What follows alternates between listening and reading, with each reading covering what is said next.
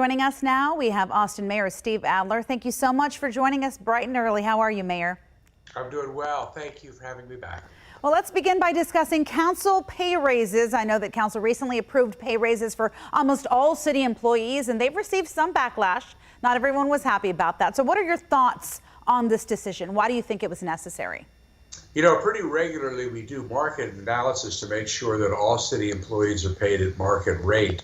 We haven't done that with city council staffs in 10 or 15 years. We did it this year, found that city staffs were being dramatically underpaid, so we increased their pay.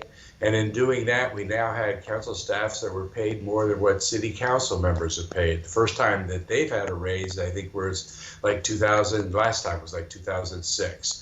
So we raised the city council raises to be 5%, I think, more than the highest paid staff member, and that's what resulted in the raises overall. Speaking of pay raises, I wish everybody got one because the cost of living in Austin comes with a high price tag. It's only getting higher. So what do you think needs to be done to make Austin more affordable and slow down these fast-moving rent and home prices? You know, there are two ways you make things more affordable. You either help make things cost less, or you help people have more money to spend. Make things cost less, we have to increase housing supply.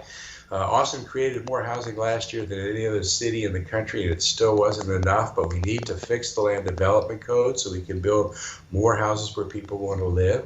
And then we also have to help people make more money, which means we have to really make the investments in childcare so that people can do job training. We need to invest in job programs.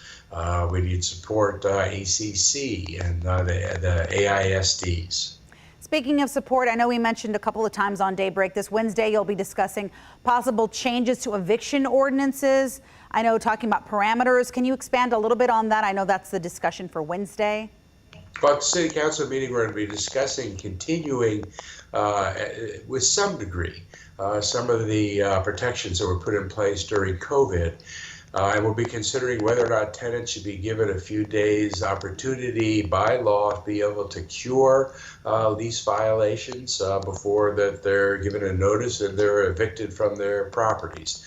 So this cure period is what's going to be in front of us. You know, last week there were 2 homicides in 24 hours in Austin. You know, in your opinion, what is the next step that really needs to happen? Enough talking about it. What needs to happen to improve safety in the city and downtown? Well, we're still one of the safest big cities in the country, but even with that, our homicide rate is going up. We see that happening in cities all over the country, and I'm constantly on the phone with mayors in cities all over the country. What our police chief tells us is that we have so many guns that fights that used to end in fistfights, someone's now pulling out a gun.